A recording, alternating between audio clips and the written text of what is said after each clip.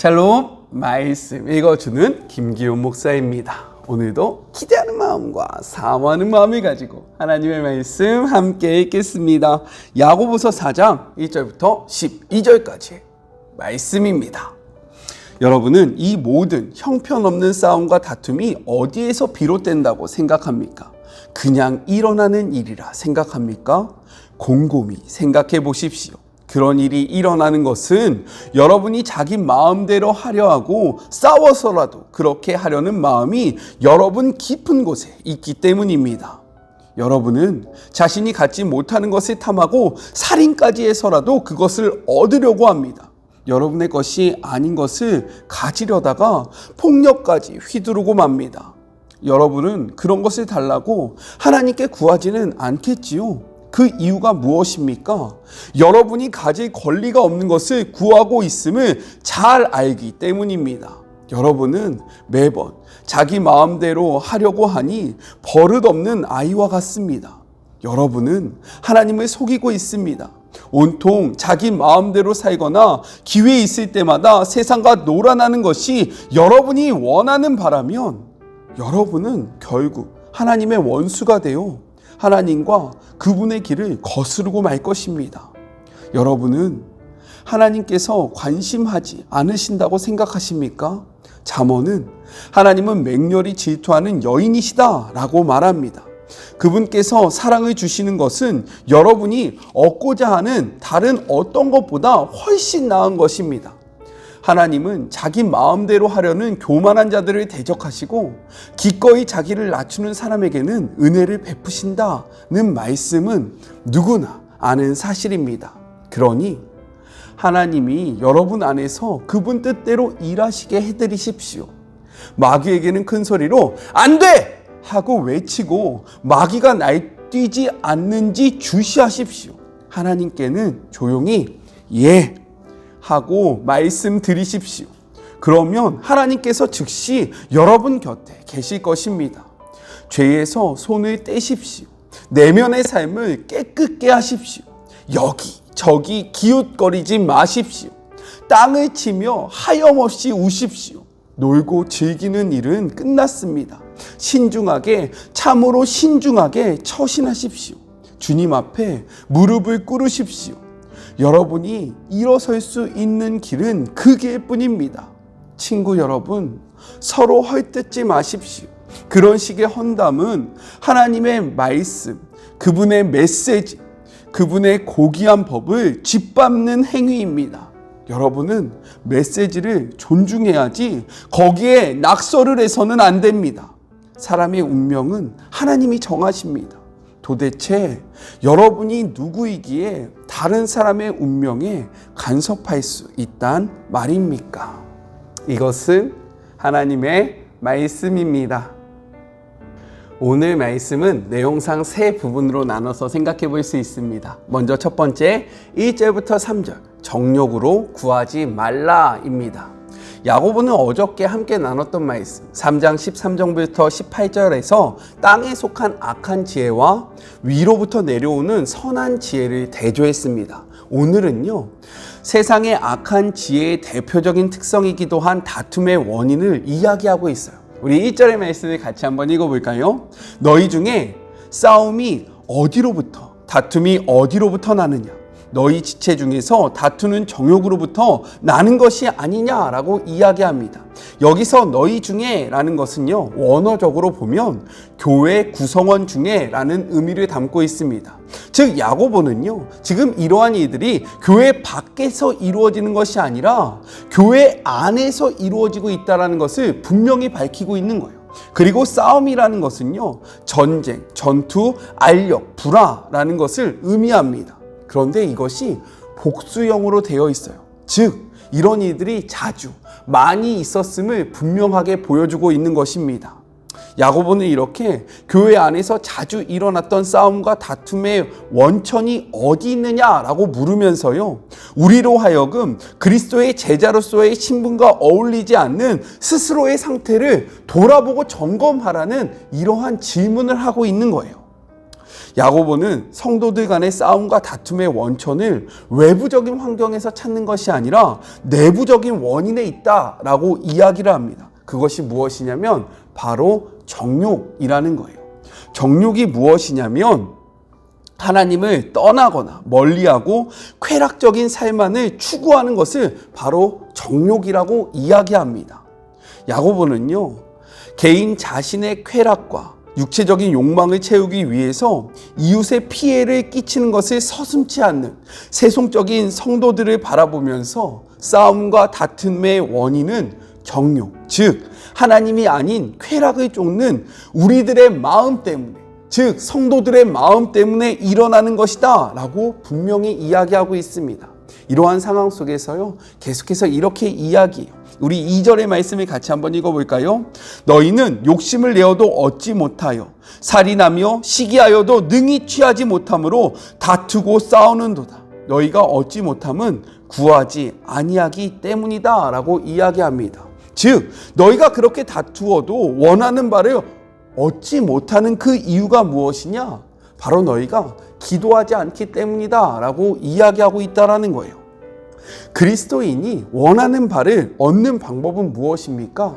타인의 것을 빼앗는 것이 아니고요, 다툼으로 인해서 이것을 성취하는 것이 아니라 모든 것의 근원 되시고 모든 것을 허락하시는 하나님 앞에 기도하는 것이다 라고 이야기하는 거예요. 야고보는요, 지금 다툼과 미움과 시기와 그리고 서로를 향한 원망과 쾌락을 쫓아 나아가고 있는 그 성도들을 향해서요, 너희들의 시선을 땅으로 고정할 것이 아니라 기도함으로 땅으로 고정되어 있던 시선을 하나님께 돌리라 라고 우리에게 권면하고 있다라는 겁니다. 기도하고 계십니까? 진짜 기도하고 계세요? 우리가 원하는 바를 위해서 하나님께 구하고 계십니까? 우리들의 모습을 말씀 앞에 돌아보는 시간이 되었으면 좋겠어요. 우리 3절도 같이 한번 읽어볼까요? 3절입니다. 구하여도 받지 못함은 정욕으로 쓰려고 잘못 구하기 때문이다 라고 이야기해요. 그러나 구하여도 받지 못하는 경우가 있다라는 거예요. 왜요? 악한 동기로, 즉 우리의 쾌락을 위해서 기도할 때 그 기도는 응답되지 않는다라고 선언합니다. 이것은요, 야고보의 이야기뿐만 아니라 성경 전체에서 이야기하고 있는 그러한 메시지예요. 말씀을 같이 한번 읽겠습니다. 시편 66편 18절에는요 이렇게 기록되어 있어요. 내가 나의 마음의 죄악을 품었더라면 주께서 듣지 아니하시리다 라고 이야기합니다. 잠언 28장 9절은요 이렇게 이야기해요. 사람의 귀를 돌려 율법을 듣지 아니하며, 즉 하나님의 뜻에서 벗어나면 그의 기도도 가증하니라. 이 기도가 옳지 못하다라고 이야기하고 있다라는 거예요. 무엇을 구하며 기도하고 계십니까? 혹시요 하나님 앞에 간절히 구하는데 응답이 없다라고 생각되어지는 주의 자녀들 계십니까? 그렇다면 내 기도가 진정으로 무엇을 구하고 있는지 오늘의 말씀 앞에 멈춰서서요 다시 한번 우리의 기도를 돌아본 그런 복된 시간이 되었으면 좋겠습니다. 둘째로는요 4절부터 10절 세상을 사랑하지 말라라는 거예요. 야고보는요 분명히 이야기합니다. 우리 4절의 말씀 같이 한번 읽어볼까요? 가늠한 여인들아, 세상과 벗된 것이 하나님과 원수됨을 알지 못하느냐? 그런즉 누구든지 세상과 벗되고자 하는 자는 스스로 하나님과 원수되는 것이니라 라고 이야기합니다. 성경은요 계속해서 분명히 이야기합니다. 세상과 벗되는 것이 하나님과 원수되는 일이라고 우리에게 명확히 보여주고 있다는 거예요. 말씀을 더 읽어볼까요? 요한일서 2장 15절 16절의 말씀입니다. 이 세상이나 세상에 있는 것들을 사랑하지 말라. 누구든지 세상을 사랑하면 아버지의 사랑이 그 안에 있지 아니하니. 16절입니다. 이는 세상에 있는 모든 것이 육신의 정욕과 안목의 정욕과 이생의 자랑이니 다 아버지께로부터 온 것이 아니오 세상으로부터 온 것이니라 라고 이야기하고 있어요. 바울은요 이렇게 이야기합니다. 고린도후서 6장 14절의 말씀이에요. 너희는 믿지 않는 자와 명예를 함께 매지 말라. 의와 불법이 어찌 함께하며 빛과 어둠이 어찌 사귀며 라고 이야기하고 있어요. 하나님과 세상이 함께할 수 없음을 분명하게 이야기하고 있다라는 겁니다. 그렇기에 야고보는요, 우리에게 이렇게 권면합니다. 우리 야고보서 4장 8절의 말씀 같이 한번 읽어볼게요. 하나님을 가까이 하라. 그리하면 너희를 가까이 하시리라. 죄인들아, 손을 깨끗이 하라. 두 마음을 품은 자들아, 마음을 성결하게 하라 라고 이야기하고 있어요.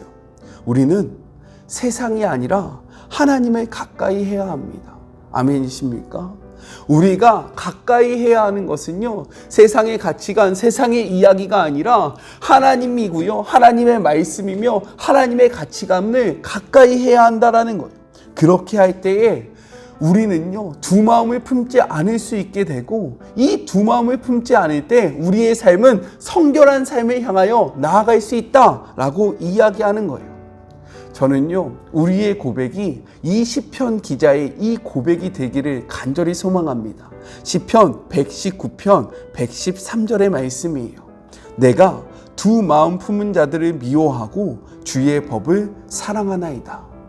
이 고백이요, 저와 그리고 여러분의 고백이 되었으면 좋겠어요. 우리요, 세상과 하나님 사이에 양다리 거치지 말고요, 세상으로 향했던 우리의 마음을 끊어버리고 하나님을 향하여 한 마음을 품기를 주님의 이름으로 권면합니다.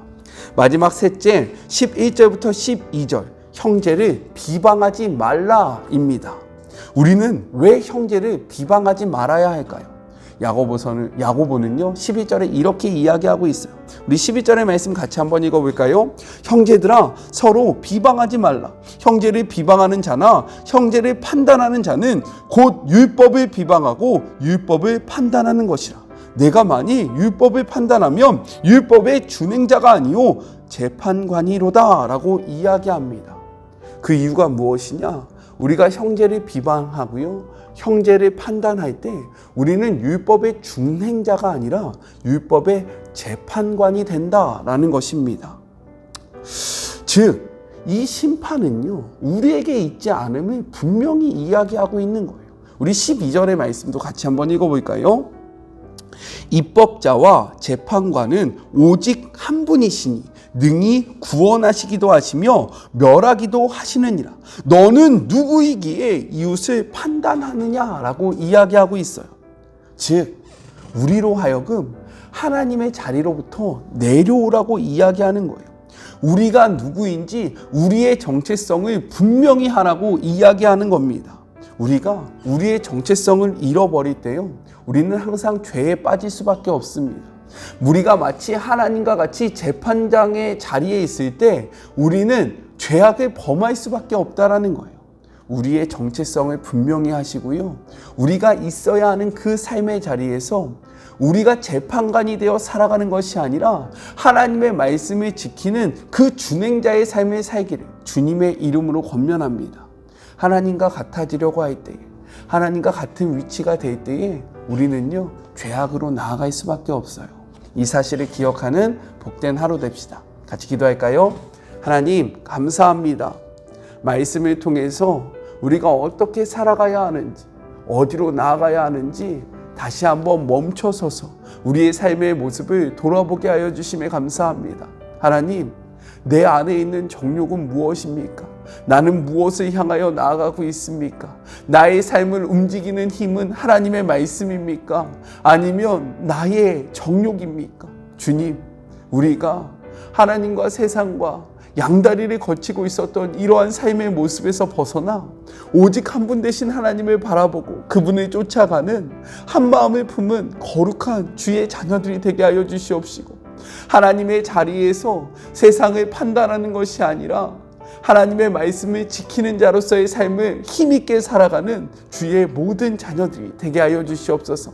함께하시 주님이 기대하며 거룩하신 예수님의 이름으로 기도드립니다. 아멘.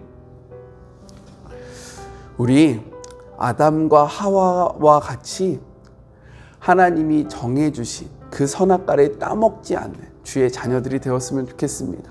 우리는 하나님이 아니라요, 하나님의 자녀입니다. 이 사실을 기억하시는 복된 하루 되세요. 저는요, 내일 또 만나도록 하겠습니다.